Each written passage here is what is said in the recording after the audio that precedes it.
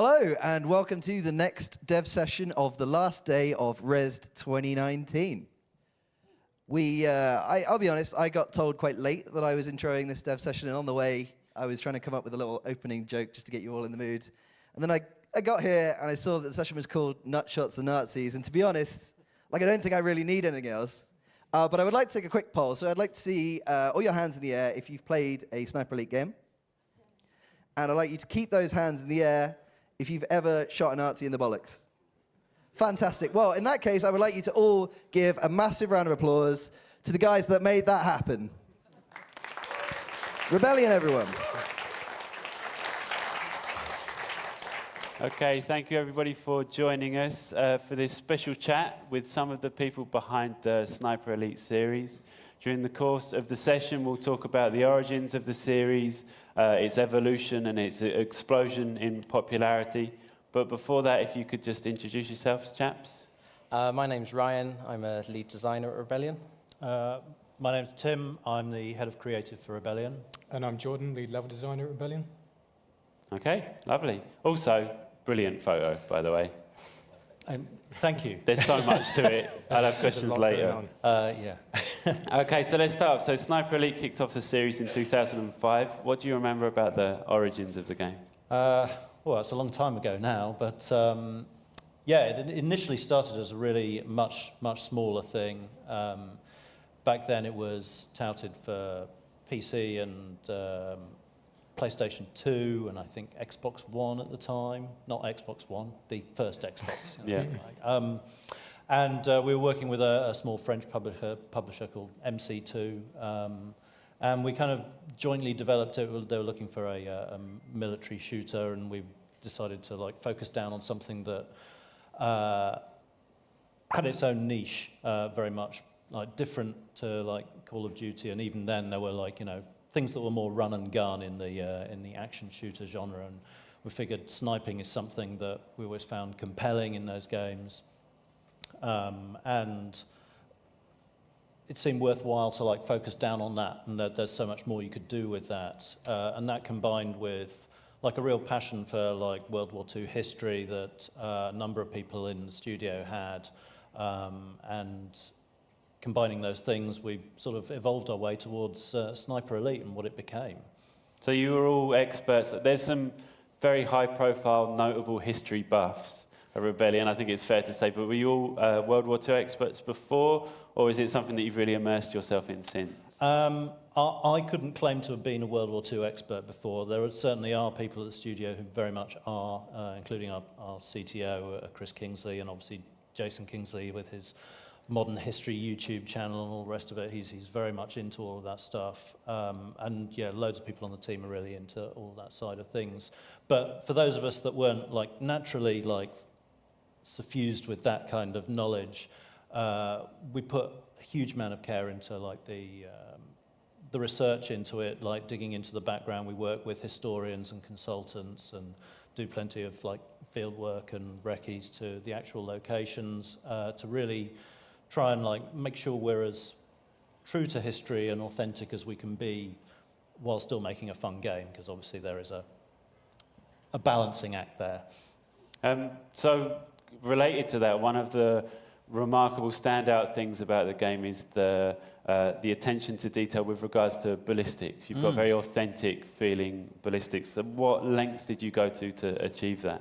So, I mean, the ballistics is probably one of the key things that's sort of carried through the series from the beginning, and in many respects hasn't changed that much. The way we represent it has improved and got more sophisticated, but going back to the beginning, even then we had really accurate physics of how the bullet falls under gravity over long distances, how it is affected by wind and windage, and the player's own breath control and controlling their heartbeat and stuff are all things that set us apart and really add a real depth to the experience. And we've worked with actual real life snipers who have tell us how true it is to the experience, but also the picture you're seeing on the screen there is when we went to visit the Royal Armouries up in Leeds in their not the main museum itself, but like the secret underground bunker they've got,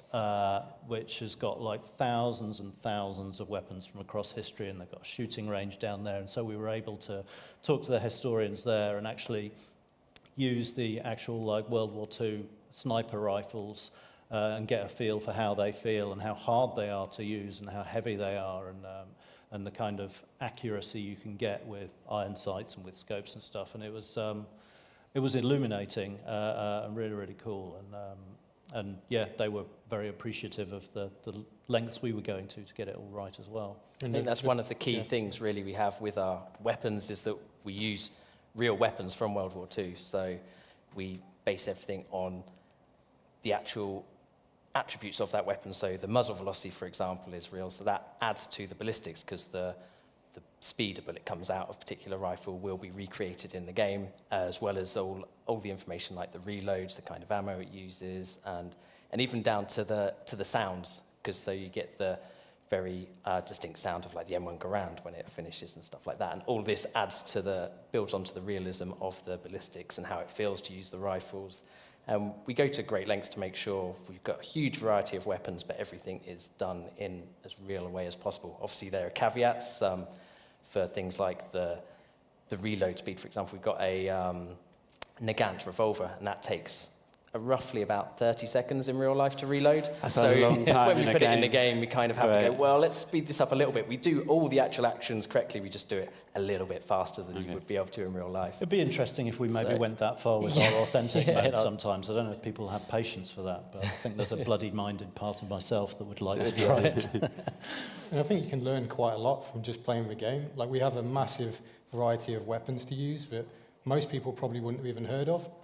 And you can basically just pick up any rifle and you can learn quite a lot just by playing the game. Yeah, I think that's one of the other interesting things we saw at the Royal Armouries is, any given rifle, like we have, obsessive fans about like history and weapons and stuff that like obviously express their views on the internet about whether we've got things wrong or whether a bolt is like 1 inch too far to the left or, all that kind of detail. But going to the Royal Armouries, you see actually like on any of these known weapons, there are like literally dozens of variants of like how they're differently laid out and proportioned and used.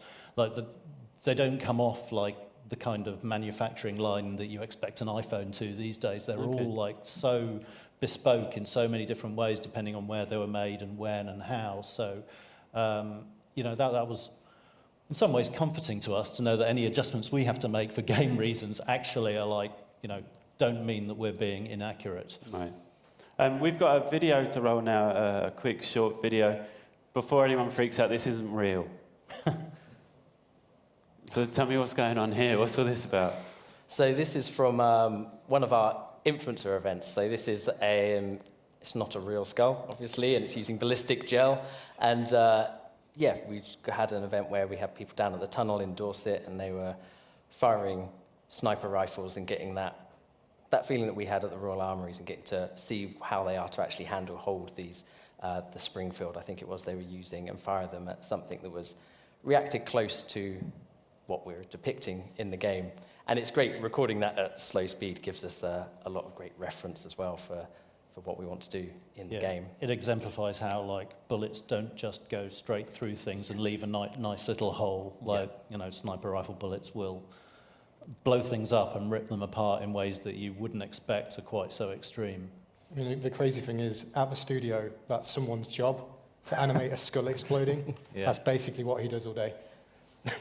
Yeah. Sounds fun. Keeps you sane. So speaking of that, so V2 was the first game to introduce X-ray kill cam, which has obviously gone on to be one of the kind of most iconic features of the series. What can you tell us about how that came to be?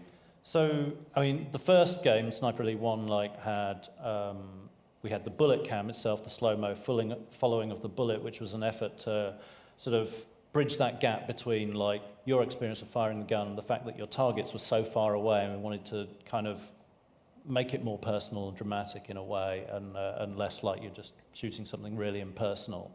With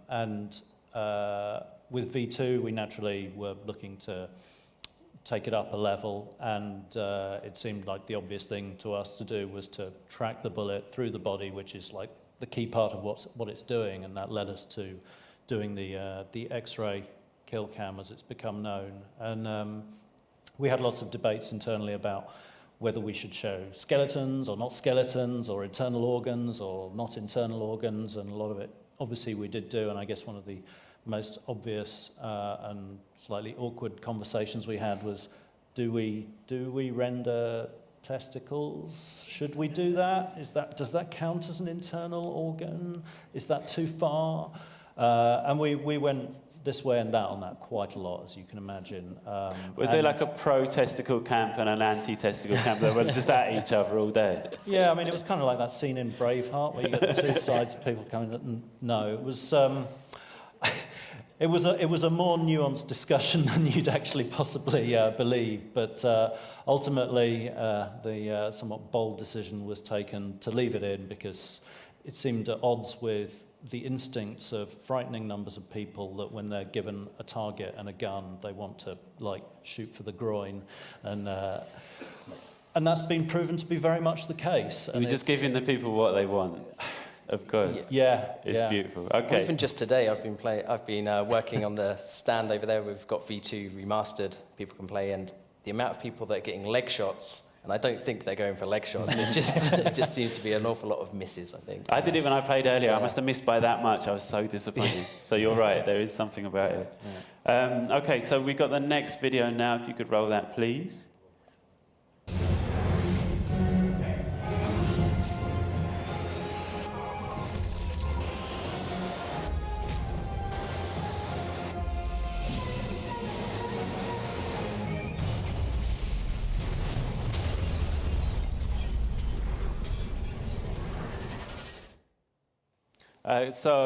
The reason we chose to roll that video is just to talk about how the X-ray kill cam's evolved and what you've done in subsequent games.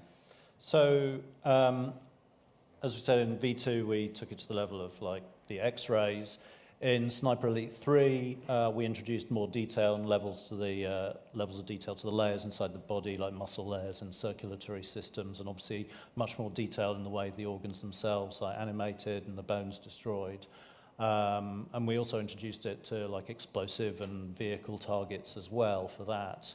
And then for Sniper 4, we added a whole host of new stuff. So we got the shrapnel kills, as we call them, which were great. They were when the explosions go off, if they trigger a trap or it's from a grenade or you shoot the obligatory red explosive barrel, that when they blow up, you get the X-ray from that and you see all the shrapnel bits going through, hitting all the different parts of the body.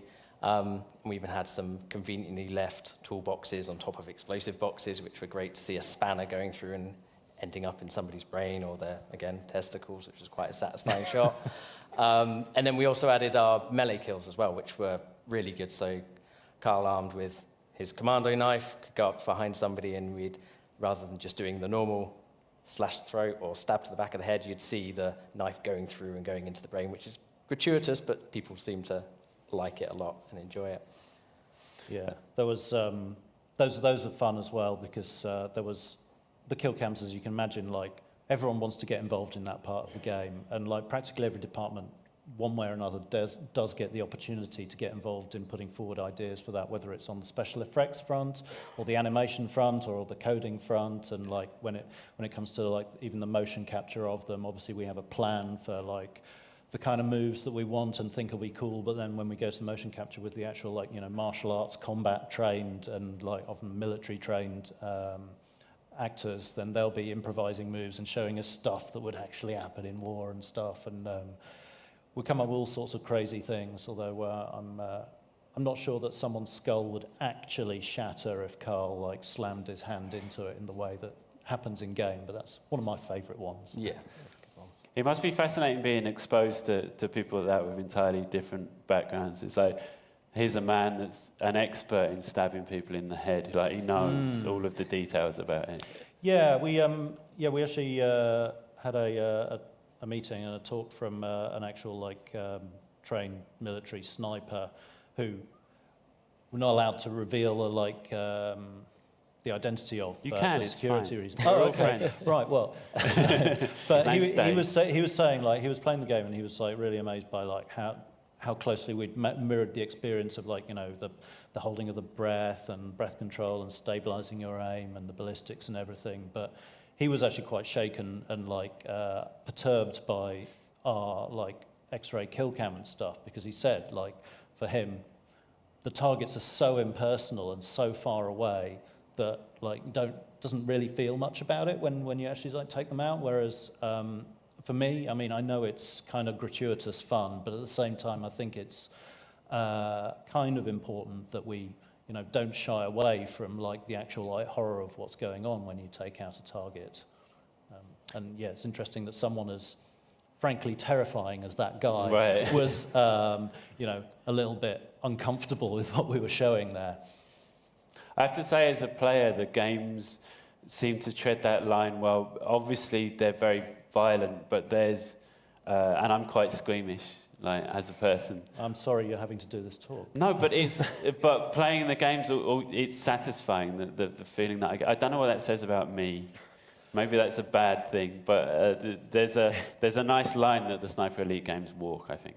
Yeah, I mean, we're always sort of careful to try and stay the right side of that line. I know it's not in a fixed place, but hopefully so far, well, certainly the number of fans and players we've got seems to suggest we're doing something right.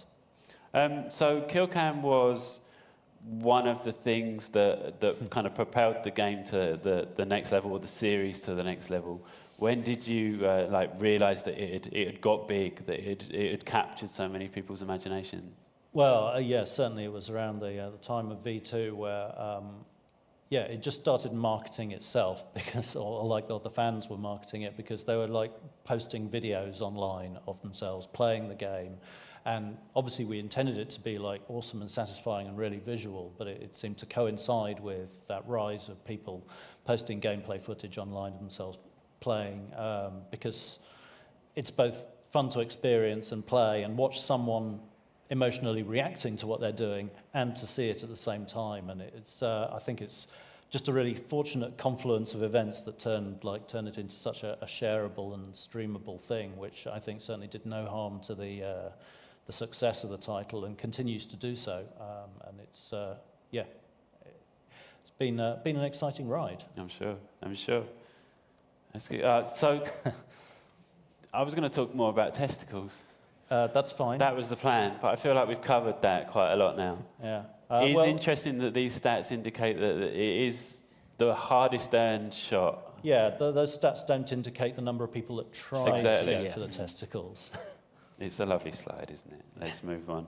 Okay, so moving on to later games in the series, you relocated to Africa for Sniper Elite 3 and to Italy for Sniper Elite 4, away from the kind of grey, bombed out, more muted colours of V2. What was the thinking behind that decision? Well, we very deliberately wanted to explore areas that, you know, in the same way gameplay-wise, we wanted to explore an area that is, you know, not focused on so much in games. And historically, we wanted to take the opportunity to focus on areas of the conflict of World War II, which was a world war and didn't just happen in like France and Germany, as is typically portrayed in popular media and even what you're taught in schools a lot of the time. And so, yeah, there were hugely significant theatre of war in Africa and in Italy, and I think it was really, you know, both, you know, fun and you know, enthralling for us to really delve into those areas and use it as an opportunity to, you know, bring some of those areas to people's attention that might not have otherwise been considered. And yeah, I mean, aesthetically, particularly in the case of Sniper Elite 4, I think allowed us to do something that wasn't quite so war-torn, because it was before the fighting kicked off there. Yeah, I mean, so Sniper Elite 4 focused on the Italian occupation, and we got to explore a lot of different, very varied, lush Italian landscapes that were occupied by German forces. And it's an area of the war that most people probably didn't know a lot about, and we got to explore all of the historical aspects of that and the kind of untold stories of the Italian campaign. And this image here is just sort of showing some of the early pre-production we did on, I think that's the first level in the game, isn't it? Yeah, so that's the level I worked on. It's the first level in the game, and this is the pre-production phase here. I mean, that could be a whole talk in itself for level design of a game. But yeah, what we're looking at here is basically a top-down 2D map, which we do as the first part of the process, and a mood board to try and establish landscapes and basically what we want each level to look like, lighting and colours, that sort of thing. Do you get like a nice holiday out of it for research? I really need to spend a month in Italy. Not quite, sometimes, but yeah, disappointing. not Italy, yeah. So along with the location changes, obviously the size of the maps has increased greatly as the series has continued. What challenges and opportunities does that present to you as developers? So basically, as our engine moves forward, that allows us to make technological jumps forward in terms of the size of the levels we're making. That, in turn, allows us to give bigger levels and kind of give players more choice about what they're doing and where they're going.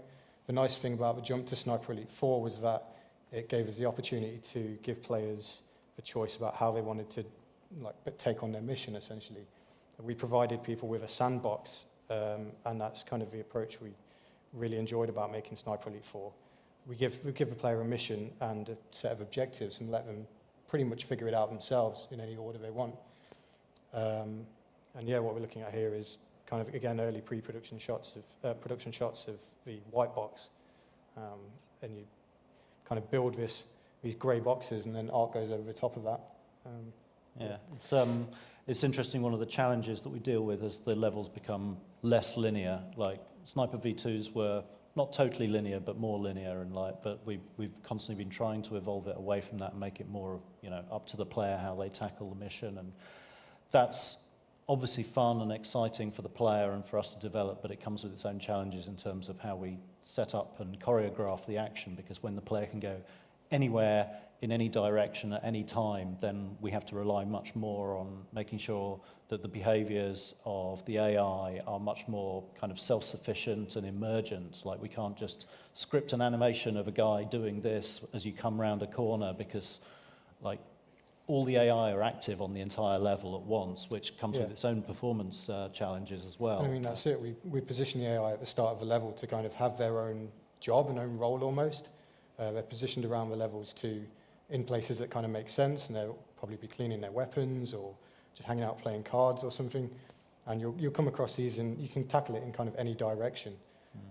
And players surprise you completely, and you can watch two people play the game and they'll play it completely differently. Yeah. I think that's what kind of makes it so good for people on YouTube and streamers and stuff like that, because they do get their own experience a lot of the time, and they'll do something that other people haven't seen with this emergent behavior that we have with our environments and the openness. It gets you something that feels much more personal to your playthrough, and it makes it much more exciting for you as you're playing through, and obviously for people to watch as well.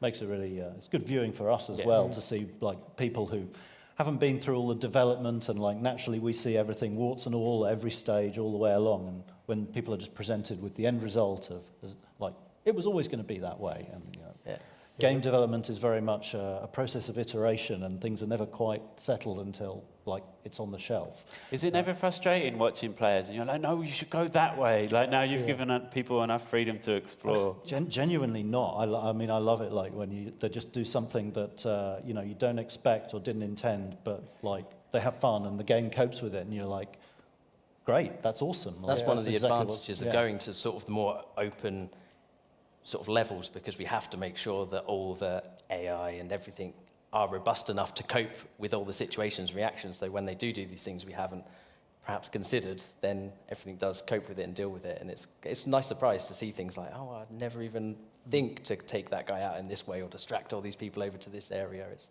quite exciting. Often people think you've set that up, you've designed it like that, and you can kind of take credit for that a little bit. Can you tell me what's going on in this GIF, please? Yeah, so this is basically the evolution of a level. So we start off like this. We basically build we build with boxes essentially. We establish scale and layout, and that changes kind of over the course of months. And essentially art goes in over the top of those boxes, and things move around kind of naturally as we test it. We get other people in the studio to test it, and QA to give us feedback and that sort of thing. And yeah, this is basically the complete evolution of how we build a level. And I think one of the interesting things that you can perhaps see on here, if some areas move, is that as more of the art goes in, we have to take more consideration into our sort of long shots we do, because the maps are much more open and big. We obviously let people get up to a lot of high places because that's where they want to go if you're going to be sniping. But sometimes going up to high place and then suddenly being able to see this huge map isn't always great for performance. So we have to make sure that we arrange things in a clever way that it lets players do what they want to do, and also lets it run nice and smooth as well. Hopefully the player isn't conscious of the cunning choices we've made in the Yes, background to make it all run smoothly and hide certain parts of the level from certain angles. I mean, that's probably one of our biggest challenges, to be honest. That we always want, with a sniper game, you want to build the biggest environments possible and give people the longest shots possible. You want those kill cams to fly straight across the environment and kill someone right at the back of the level. But obviously with performance on consoles and that sort of thing, and you've got to account for people on lower spec PCs. We kind of to and fro a little bit and have to make sure we are kind of hitting those frame rates with how big we make the levels and what we show. Yeah, but with every, technological console generation that moves forward, it allows us to do more than we did before. And, with all the tricks we learn along the way about how to do things better as well. It's fun. You talked at the top about how for the first game you were working with a publisher. Obviously that's not the case for Rebellion anymore. You self-publish your own games. What difference has that made to how you work?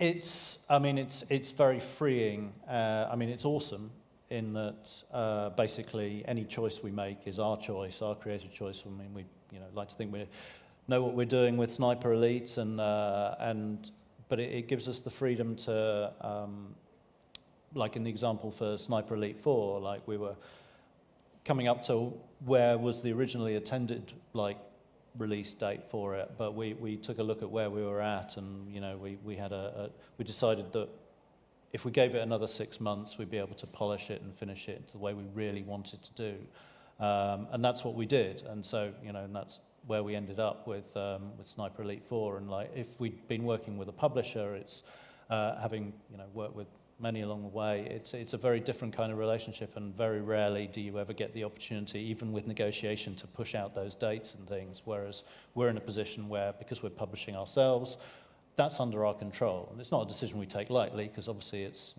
a complex business, but if we need to and we want to and think it's the right thing for the game, then we can do that, which is great. But it also means that, while we have responsibility and control over everything, it also means that we have to own our own mistakes as well. So yeah, I was going to ask, is it more pressure or less to be masters of your own destiny in that way? I think it's different. I think, yes, it's more in some ways, but wouldn't have it any other way for sure. And yeah, the pressures of dancing to someone else's tune, having worked for publishers for many years, before, Rebellion managed to sort of pivot away from that kind of model and work under its own steam. It's much better now, for sure. Not to say I didn't have an awesome time working on all those exciting franchises before, like AVP and all the rest of it, but yeah, it's good times for Rebellion.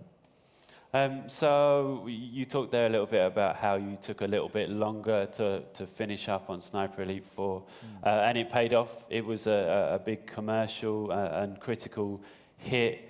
What do you think it was that struck such a chord with players? I think a lot of it was our real push to, as we've talked about already, opening up the levels and giving the players a lot more choice. In the very first level that Jordan worked on, we have a very short introduction section just to get people used to the controls and what sort of game it is. And then we sort of path you up, you go over a hill, and then suddenly players are presented with this huge vista and this big open level. And I think that's when you've got a nice tower there as well. And people suddenly realize, wow, I've got all this space and I've got a lot of choice to do. And right from that beginning point, you can go and do your little side objective things, or you can, even if you're lucky enough, actually kill your main target right at the other end of the map, right early on. And I think having that sudden openness and freedom really worked well with players and really sort of got a good strong hold on what we wanted to I think do. that example is an example of one where, had we been working with a publisher that was paying for and owning the IP, that might have played out differently, because in play tests we did find that people would get to that point past the tutorial and find it to an extent, like somewhat overwhelming being offered up the entire island there. Yes, it was cool, and they'd sort of blunder around and try things and this, that, and the other, but like, you know, generally it was just like a bit of like, oh, I don't know what to do moment. And I think had we been working with another publisher, like we could well have been pressured into like hand-holding the player a lot more and making it more of a linear choreographed experience, but we were able to go like, no, this is what it's supposed to be, and it might be initially a little bit of a hump for players to get over, but like the reward is so much stronger and better if we just like give them the credit to be able to deal with it and experiment with it. And I think I'd like to think that we're proven right in that approach. Along with the kind of explosion in popularity, there was some other notable things that happened as a result of that, including this White House video. This is quite interesting. Yeah, that was a weird one. Like waking up one day and seeing the news, and it's like Sniper Elite has been featured in like this video montage of video game nasties that was played in the White House to Donald Trump about like, I don't know why the downfall of civilization is down to us. I don't know, but like it was. Yeah, that was very strange. Sounds like a fun day at work that day. Yeah, it was kind of flattering, really. I mean, they do use some really cool clips of the game. But fortunately, I think virtually everybody with any kind of intelligence or nous was able to like bat that back and go, no, we're not the ones that actually go out shooting and killing people. That's something to do with actual real guns in the real world. And I like to think Donald Trump played it. Maybe. All right, so moving on, you've recently announced a whole bunch of Sniper Elite games. It's an exciting time for the series. Indeed, yeah. So obviously we're showing Sniper Elite V2 remastered here. Come play it downstairs in our room there. It's been really fun to like revisit Sniper Elite V2, which was the jumping on point for a lot of people in the series and has a huge number of fans. And yeah, we've souped up all the graphics and opened it up to more player characters. It includes all the DLC, and we've got a photo mode added in there as well. And it's coming out on Nintendo Switch, which is really cool. I'm very fond of my Nintendo Switch, and gaming on that has become very much part of my day, whatever I'm playing. And then we've got Sniper Elite 3 also coming out on the Switch as well, which both of them look amazing on that. And play really well, and using the accelerometer for the aiming and stuff is really cool. And we've got a VR game coming up as well, which is seems like a natural evolution for our immersive sniping experience. And yeah, I think people are going to be very excited about that. It would be remiss of me not to ask about the next mainline game in the Sniper Elite series. What can you tell us? What can I, Just watching our PR company sweat. Well, what I can tell you is that, like all the other Sniper Elite games, it will be a significant step forward for the series. I think the fans genuinely are going to really enjoy it and love it. I'm like genuinely really excited about what I've seen and know is going on like back at the studio and all the stuff we're doing. But I'm having to tread very carefully here because I'm literally allowed to say virtually nothing. I guess one of the things I can say is that we're always keeping a sharp eye on like the forums and our fans and what they're saying about the game, and we send out questionnaires and with surveys and stuff as well. So we're always looking for feedback for what people genuinely feel about the game and what they want to see coming up next. And it's very gratifying to see that actually like the things we think we should be doing next and want to do next is virtually always like completely in lockstep with what like the fans and the feedback we get is as well. So I think people are, genuinely going to be pleased. And the development team do love engaging with the fans as well. So we have a community Discord server people can join and talk to developers. We read our forums all the time. So if anyone has any suggestions, pop along and have a chat. Yeah, we are listening. All right, well, thank you everybody for coming, and thanks, chaps, for sharing your part of the history of the Sniper Elite series. If anybody hasn't yet, you can go and play Sniper Elite V2 downstairs, and thank you for coming. Thank you. Thank you.